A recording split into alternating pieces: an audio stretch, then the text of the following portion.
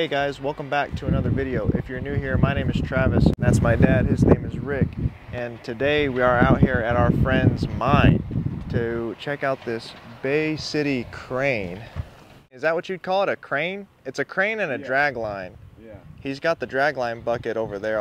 I can show you guys that in a little while. Our friend Daryl bought this mine. It's like a rock and sand mine in the 1970s. And he brought this Bay City crane, which is I think from the 40s, maybe the 50s, obviously because it's cable driven, no hydraulics. That came a little later. So I'd say this is 40s or 50s. This is a model 30, so it's 30,000 pounds. He brought this out here in the 70s, so that was about 50 years ago. We have no idea how long it's been since he ran this, used this. Daryl has possibly sold this mine. Yes, Daryl's sold it, and basically this thing's going to have to be moved because the new property owners, this is not going to be introduced as a current piece of equipment that's getting used. It would be easier to move if it runs. So basically that's what we're here to help Daryl with, is to try to get it running. Whenever the property's sold, it's movable. That's what we're here for. You can see this thing's been sitting here for a long time. He said some kids broke these windows out. They come by at night and they break the windows out of everything, but they just vandalize stuff. You can see right here. Back in the 70s when he bought this was all open desert. It was all open. If you look over there, which you can show over there, the housing has moved in. You have kids that on the weekends that are just out messing around. They come over here and they think it's cool, and they come over here and they break the windows out and do damage. And he said he never had no problems with any of that before the houses got here. Yeah. So I'll be completely honest with you guys. I've never worked on anything like this. If you watch the channel at all, we work on lots of cars of this era, but never any equipment. And I've been looking for something like this because I just think this stuff is fascinating. From the age of industry in this country, it just, wow. I mean, looking at all that, it just fascinates me. I don't know what it is about it. I just think it's really cool. And I can't believe we actually found something like this. I mean, this is a piece of history at this point. This is a real piece of American might and ingenuity. We have our controls. I got no idea what does what, and I don't think Daryl does either. He forgot. There's no creature comforts. Oh, this must move.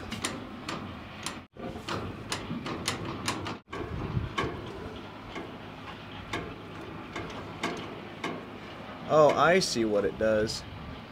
It tightens up like a band. Yeah. Like, see that? It's almost like asbestos, like a brake shoe. It looks like a brake shoe. A lot of the older pickup trucks, you know, they would use bands like that just for emergency brakes. Like on the back of the transmission? Yeah, so basically when you tighten them up, it'll make one gearbox turn, and you know, that's just what that does. It just tightens up. I see. You tighten it, it makes one gear, because the motor sets there and runs, and it turns the gearbox, and then as you want whatever function, you want, you would just tighten up the lever and tighten up the brake, and that's what would make that move. Can you imagine this the man is stuck. this thing for 10 to 12 hours a day? Where does this go? Oh, this goes over here. Twin disc clutches.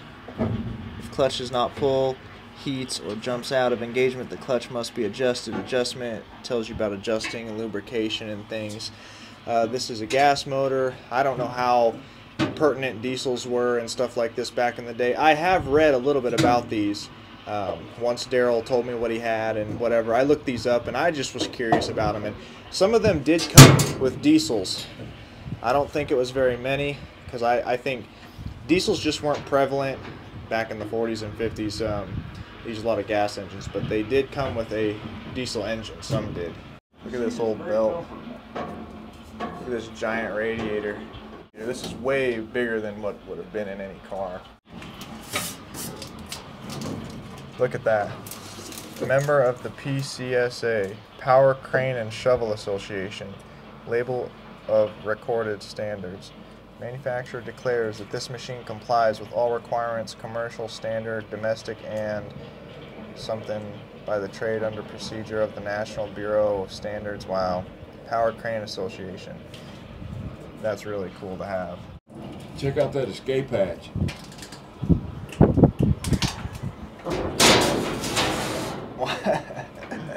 That's a trip. Oh, and then you can lock it. Yeah, that's to keep bad people out. Open this toolbox and see if there's anything in this. There's a few small things. I can tell you what that is. That's a spring off a trampoline. Oh, I see what Daryl did. This original spring must have busted. He left it on there and put a trampoline spring on it. In case he found another spring like it, he'd have the example. That's Daryl. Here, try and turn that fan. Oh boy. Really? Is it not turning? Oh boy. It's locked up? I don't know if that's for fuel. I think he said that was the gas tank. And he didn't use it. He never did use the gas tank because he didn't trust it. That's the pickup. Right. It's got a place for a hand crank. I don't see any hand cranks laying around. So we could actually put some leverage on it. In case you was out working and you needed to tighten up your belt. Just undo that and you just crank that and it pulls the belt up. Oh, it goes up and down? Yeah. Oh, that's cool. Pretty intelligent. Man, everything was built to be fixed on the fly. I just broke this loose. This was stuck and I had to pull on it. This is your accelerator. Oh, it's got a governor on it, yeah. It's got a big governor on it. Where? Right here. Does this thing have a dipstick? Oh, here, I see it. There's a dipstick. Pearl. Yeah, could use a hair bit, but it's for the most part full. Drilled coil. Got water temp. Got, let's see, amps. It doesn't say. Oh, this one's amps. This one is that oil pressure, maybe? I don't know if these engines have pressurized oil. Oh yeah, must be, because this line comes down and goes into the crankcase, so that must be oil pressure. Wow, very crude, very cool. I was looking by these battery terminals trying to figure out where the key switch is, but one of these has to have a start wire, so if you follow this over, this little bundle of wires goes around the back, and if you follow that up, it goes to this right here, where I guess this would be your choke. That's what it says there, and this must be power on, and then your start.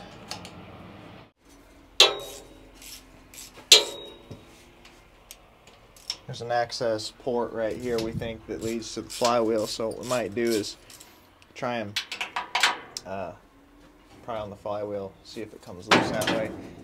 I don't know how big that was. That bolt, that nut holds a... I'm thinking it's like 1 3/16 maybe. Maybe try that on that flywheel, Travis. Yeah, see if one of them will fit, Travis. Oh, on that crank? On the crank, yeah. We didn't know if this was an access hole to the... This one fits pretty close. Oh yeah, there's an access to the flywheel. Can you turn it? Well, you got your screwdriver up here, This is Travis? 1.5. What size is that? So, whenever you start it, how do you engage the main...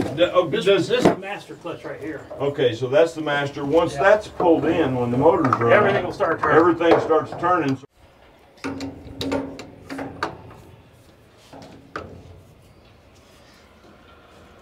There we go. It's stuck a little bit. It's turning though.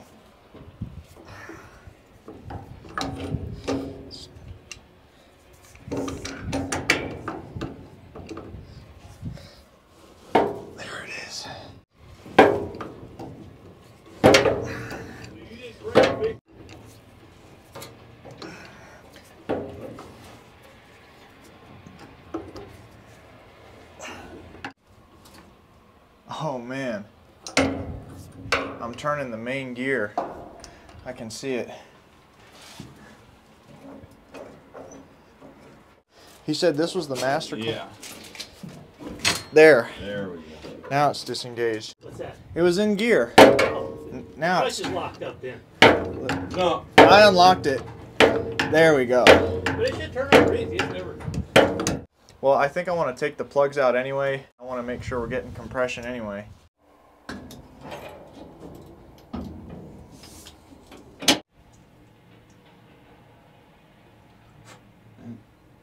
a good motor.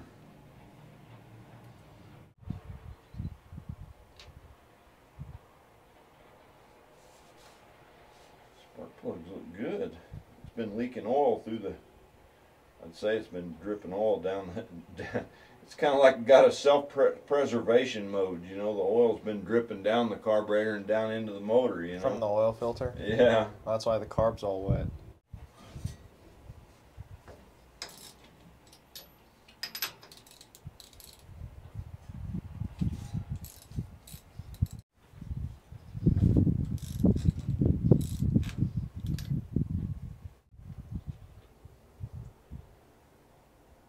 How's that one look?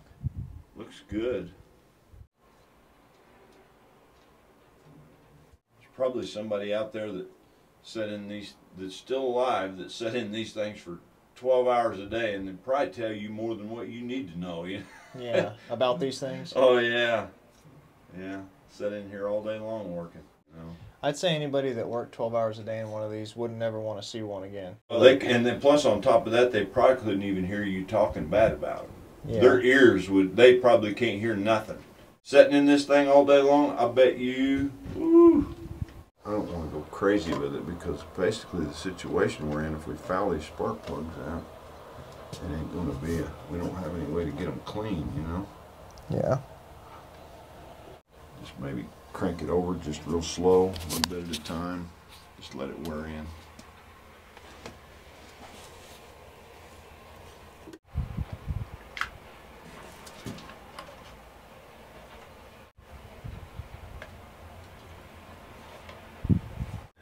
We're ready for the battery? Yeah. I mean, we need to just go ahead and crank it because we're going to, yeah. Alright, we'll get it real quick.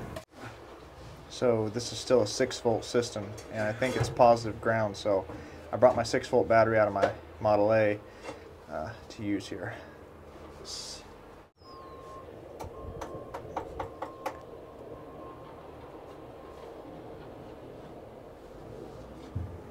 I don't know if that fuel pump is still hooked up. This actually is an electric fuel pump, and this is, look at this thing. Does it have a master? It says Bendix on it. I mean, that is a 6-volt fuel pump. Look at that. That fuel pump started going. I'm going to turn it on again. I don't know how that could be working. Wow. Wow.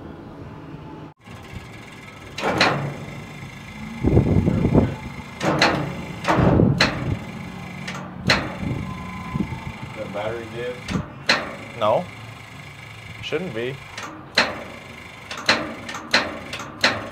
Is connection good?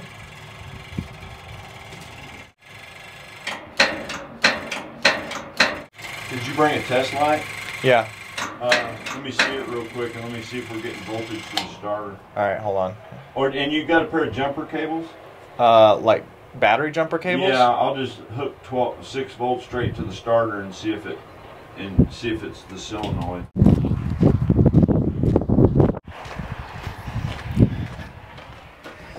Test light.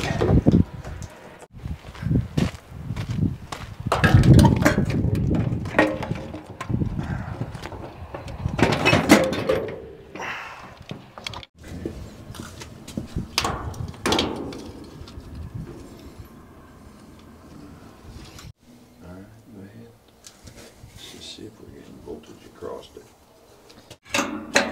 Yeah. Hold on.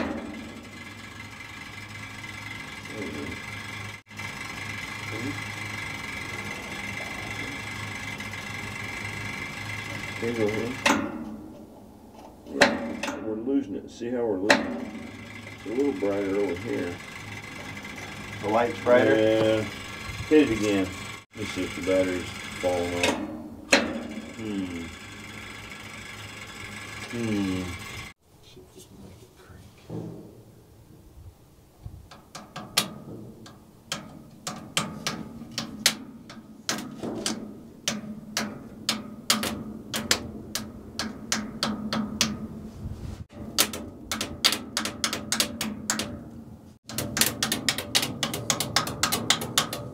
It's weird because it acted like it tried to crank first time. It did for a second. It turned for a second, but then it stopped.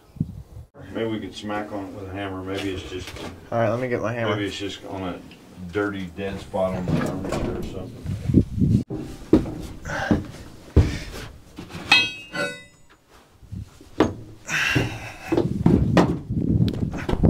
So you get ready to crank it and I'll smack it.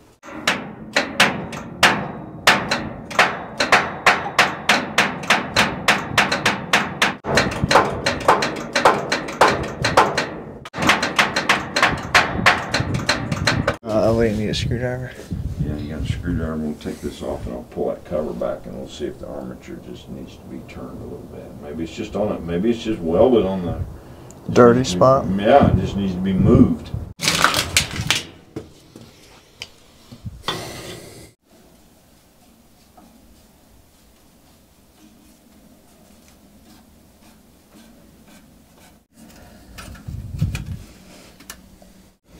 There's really no reason that thing's not working. Brushes are down pretty good.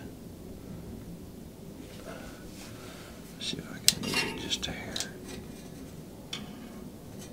I hate doing this. I just want to move it just a hair. Is it stuck? There. Okay, so let's try that. All right, you ready? Yeah.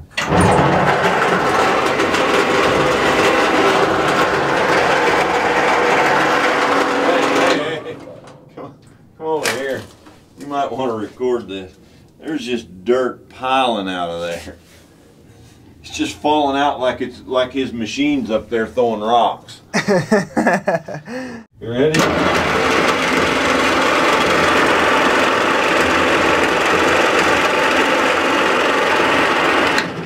Is that dirt coming out of there? Yeah. Go ahead, keep it. That's good. That's good enough. No, I need you to do it again. Okay. Go ahead. Yeah. Okay. A little weak, but yeah. Ready? Yeah. Yeah, it's got it. That front one you didn't hit it. Yeah, I did. Go ahead. Do it again. Oh, you did both. There we go. Good enough. Good enough. Dad's cleaning the spark plugs off with some sandpaper, and I'm gonna check these points real quick.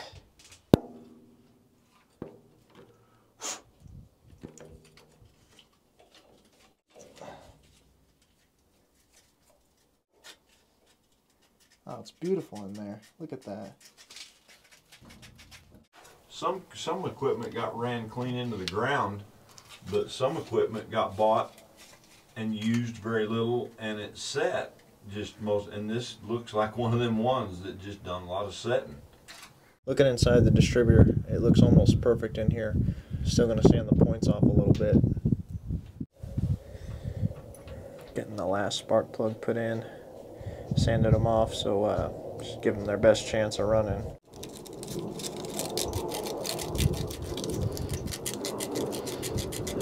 There we go.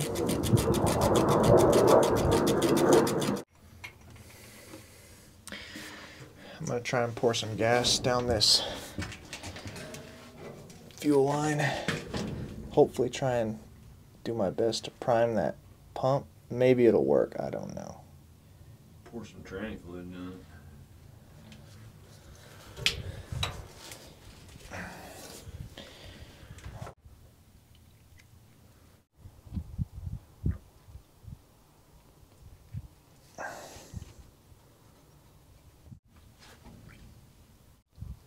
There we go. Give it a little more.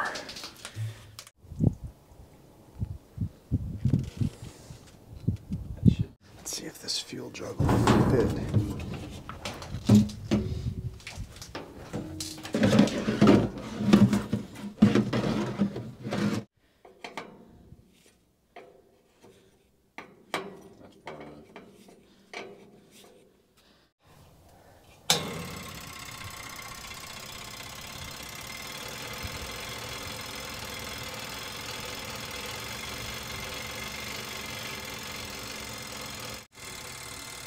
No way.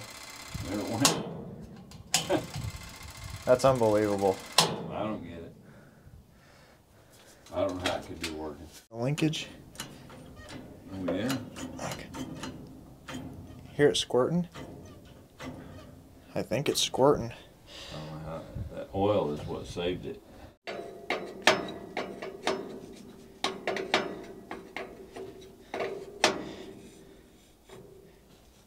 Careful. Did you tighten them spark plugs? Yeah. This is, I don't know what way this rotates. Just bump it and see. But be sure it ain't hitting that cap. This way, clockwise.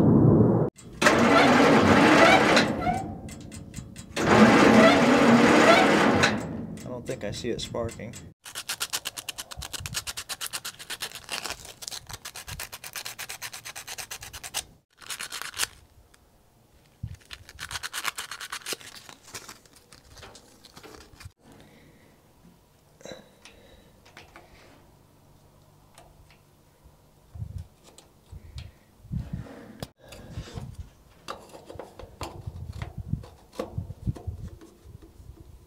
Here's number 6.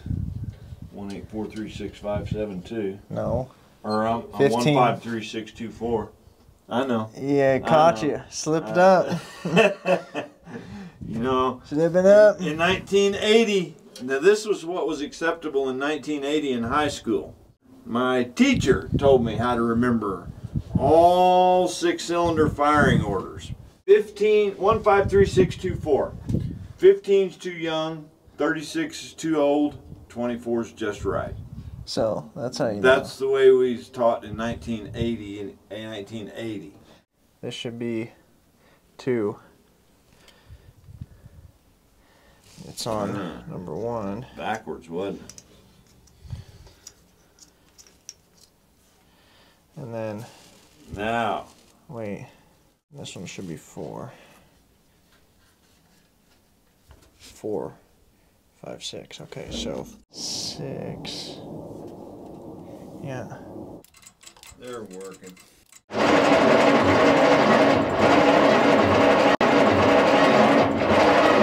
You see it? Yeah. Get this out of here.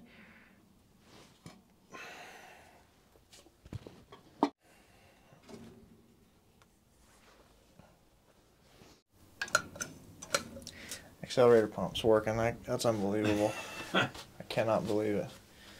Let's go up on the roof and get that can off there. All right.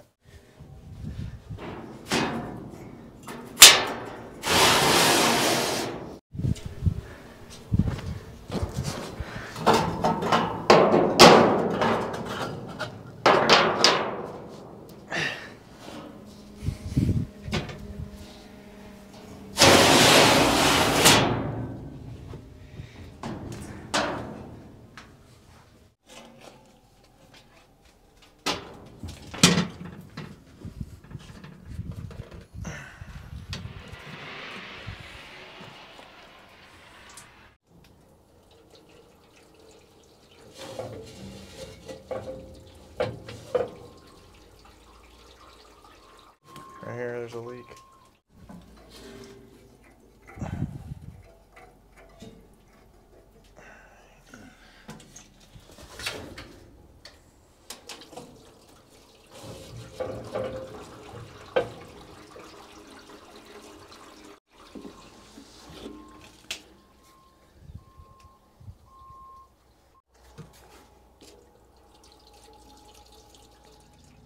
Looks like it's dripping from this cover here. Water.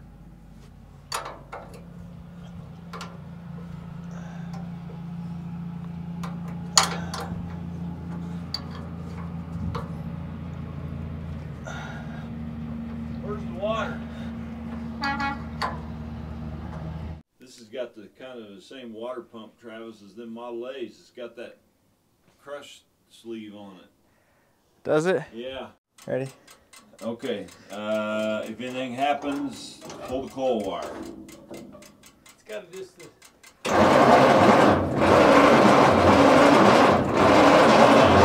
Pump it several times so it can get some gas. Thought you had a pump accelerator over there. Got some gas to drop down.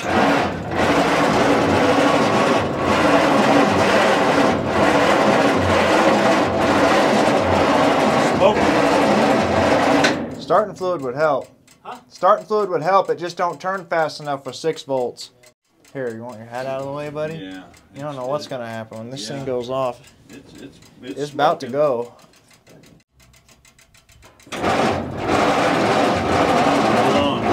Hold on. Let's use the starting fluid.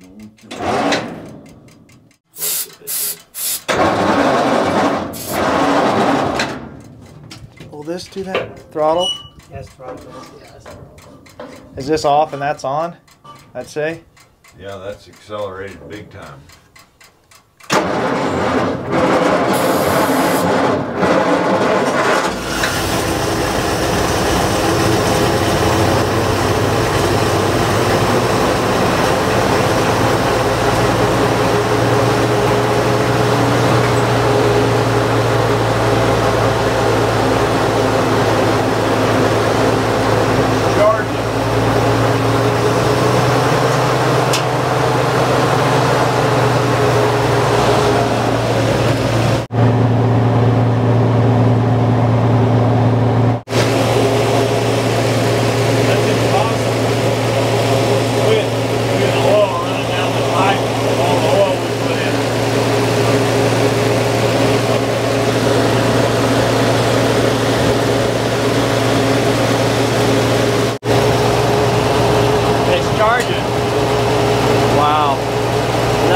pressure? Oil pressure, the tip gauge looks like it's trying to work. 40 pounds of oil pressure, that's amazing. What's all that coming out of the exhaust? All that oil we poured in it.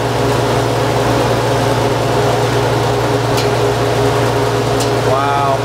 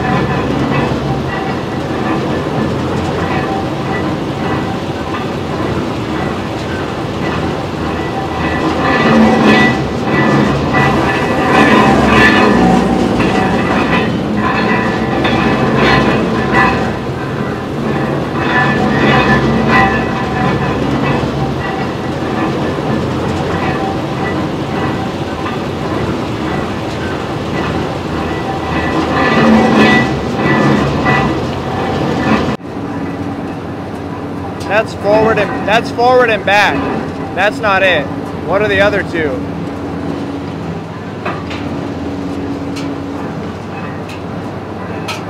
You're pulling a different lever. There you go.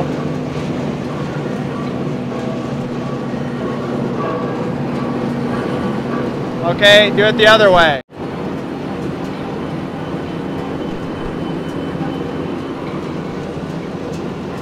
All right, stop. Yeah, you're gonna.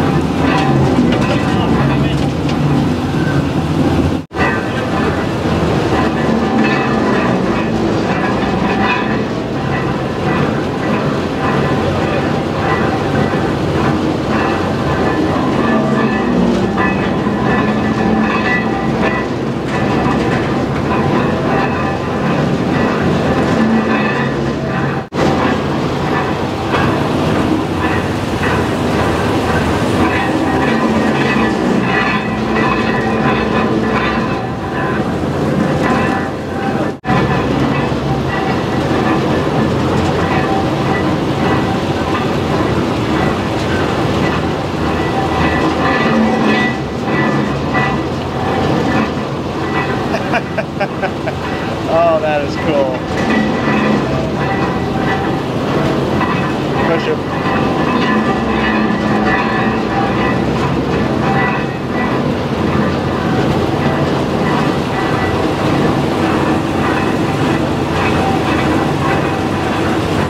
So if I pull this one back,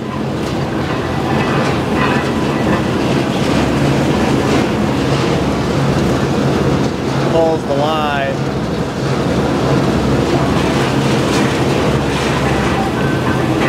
And if I pull this one, it pulls it back towards me.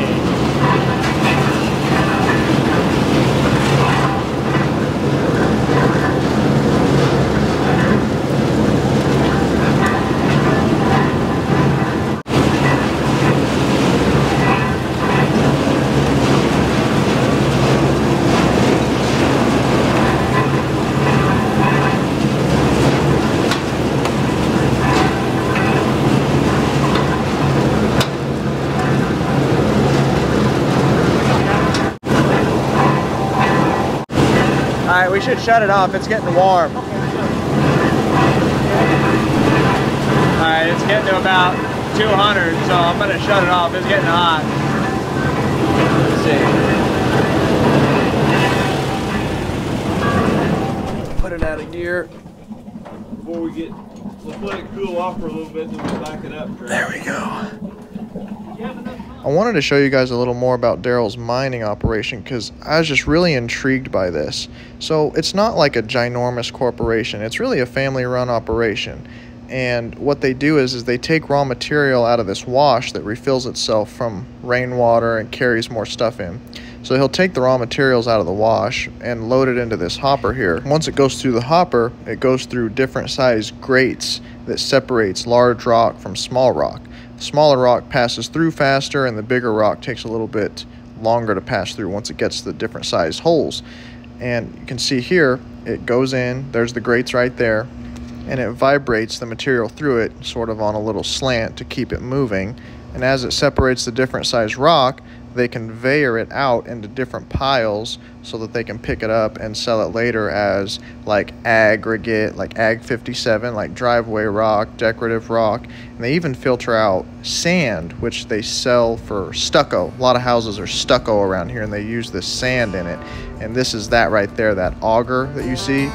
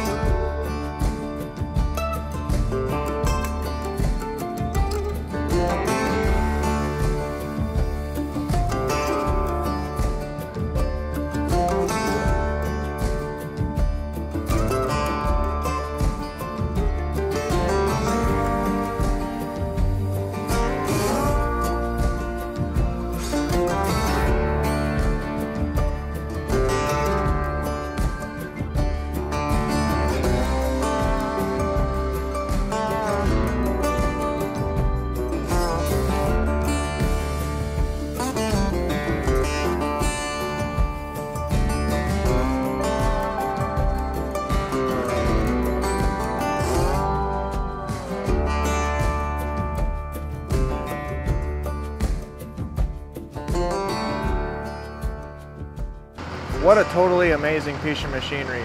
The things we used to build in this country, I mean, completely bar none, unmatched. Started up, it ran, it went back and forth, it went full 360, the boom operated, the dragline and everything. Although the bucket is not on it, it's over across the way. Like, this is a very functional machine. Had oil pressure, charging, it was getting warm, it was getting hot. It's got some problems, obviously. It's got some overheating issues. It leaks out of a couple of different water hoses. It needs a little bit of love, some lubrication, needs some of the hoses changed. It needs some general overall maintenance, but wow, what a complete, untouched, unmolested piece of machinery. How many of these in the entire country do you think are around and complete and that run and that drive and that can operate? I'd say not many. The only person I could think that would want this or would know more about it than me is Diesel Creek, is Matt at Diesel Creek. I think I might actually reach out to him and send him some pictures of this and see what it's worth. If it's worth saving, I don't know. Daryl is again selling his business, and this is on the business property. He doesn't know if the new owners are going to want this or not. I'd say probably not. You know, when people buy businesses, they come in and they modernize everything, they streamline everything, they get rid of anything that seems old. And to us, this is cool, but to somebody buying the business, I don't know if they're going to want this. So I really don't want the future of this thing to be scrapped by some new business owners who don't give a rip and just want efficiency, efficiency, efficiency, and see this and think, oh, that's depreciated off the books, that's worth nothing, scrap it. So I don't know if it's going to be available for sale. Daryl's mulled over selling it, but I think it should be bought if he's going to sell it. Maybe it can be grabbed or snagged. So with that, we got to get back to the house, and I sold an engine, and the guy's going to come and pick it up. If you guys watched the last video I put out, it was pretty much Cummins mania. We did the video on the Cummins swapped 86 Ford, bought a Cummins parts truck, and I was able to buy 2 parts drivetrains. Well, not parts drivetrains. I was able to buy 2 complete 12-valve Cummins drivetrains in a town called Bisbee. And the engine is here and the transmission is right there for this one. And I believe I've got both of these sold. So the guy is going to come and get this one here in maybe like 20 minutes. He bought the engine, he didn't want the trans. And another gentleman, actually a subscriber of the channel who will be at the duct tape drags here in about a week, he bought this drivetrain. He's sending me a deposit check in the mail, and it's going to pay me the rest when he sees me. So I'm pretty sure this one's sold and this one's about to be picked up.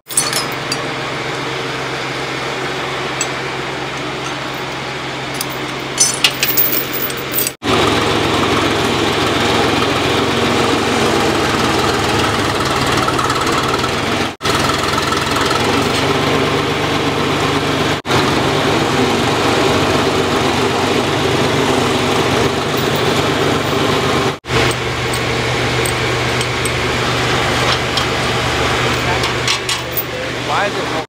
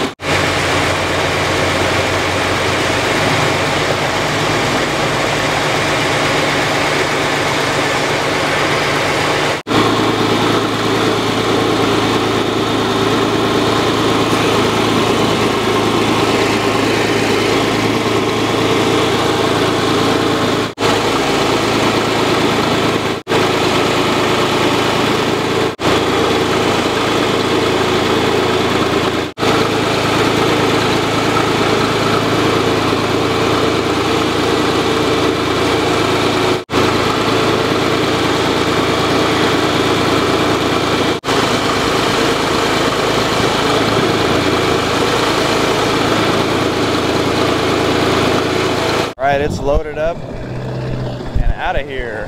He's putting it in a 70s Ford pick-em-up truck. So, you know, it's popular. People put them Cummins in Fords. It's pretty cool.